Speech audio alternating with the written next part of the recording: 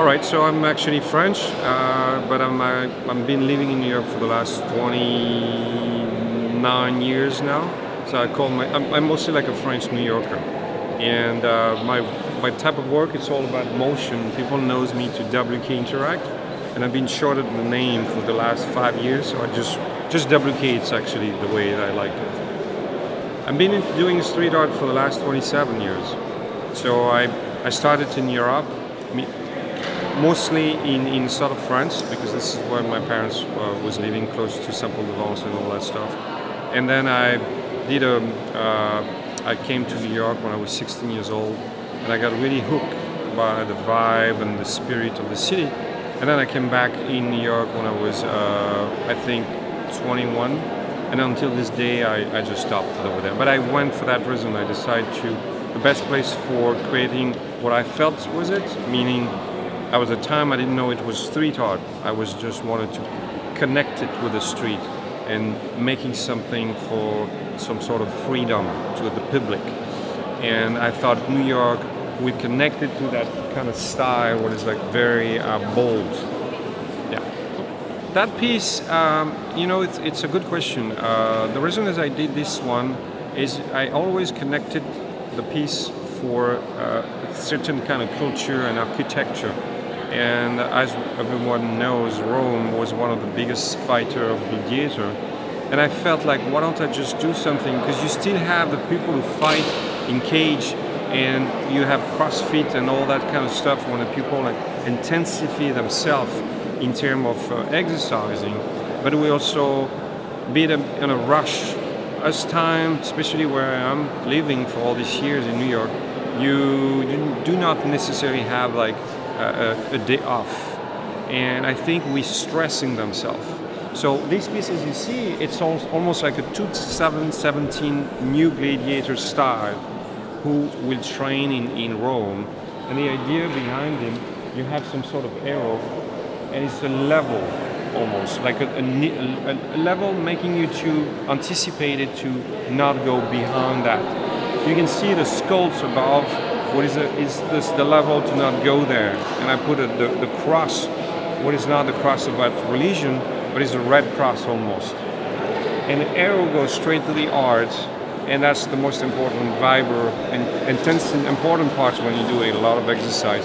So the matter of fact, he's not doing exercise, he's actually training his neck, muscle of his neck, and he pulls the things. And that's the ways I feel in terms of when I see all these people, when they're struggling, it could be political, it could be just having kids, or just at work or finding a job, you constantly need to pull yourself. So the strain, the fear, the intensity of us time make me to think about also the beauty of the structure of Rome. And that's why I decided to do this. But I wanted to incorporate that piece connected with the structure of the space. So you can see all the beams you have it over there, and I did the continuation. So I wanted to connect the low level. So I made it so an installation will be taking the full wall, and then you have a little story on the bottom. So you can see from very far distance and reconnect it when you close the piece. Well, when I start to do stuff on the street, I felt I would never be able to go to a museum, put myself in a museum, and I will never be able to be as good as what I used to see in terms of art. And also, I thought most of the museum, most of the gallery was for a limited style, a type of people. And I felt like not everybody can afford to go to a museum. That's why I decided to go to do stuff on the street, to give it to the public. It was some sort of a freedom. And the funny thing, working with all these years, I think I got lucky to be part of some sort of a worldwide energy connected to all us style. First for the graffiti, and the street art was actually way before the graffiti. Not too many people know and talked about that.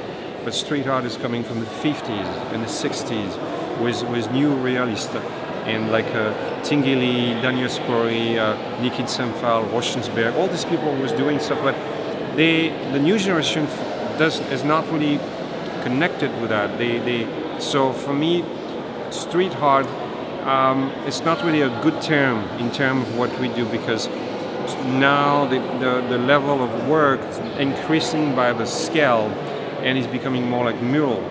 And I kept, you see the ways I did it, I wanted to have something to the low level. So I always try to interacting with the public and not to be like a huge mural.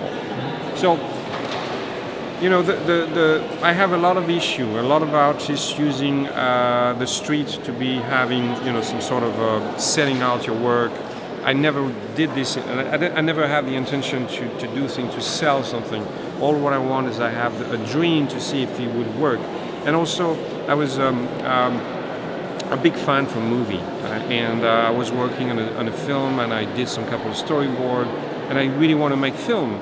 And at the time of 1985, 1989, the cost to make film was extremely expensive, so I decided to use the street to be the background of my story, and using the landscape and interacting on the street, and then when I take photo of my work, it becomes a story as a film.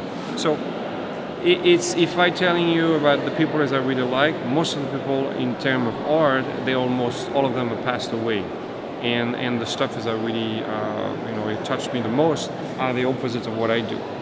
So it's a very, it's a confrontation, and this is also what I like it. You know, I do like to do and create stuff in a place where people would never wanted to do anything. I like to bring back a space and recycle old building, and this is what is about street art. You know, it's to bring back life in a place of the people who never thought it would happen, just with a simple color, because I'm not using any color.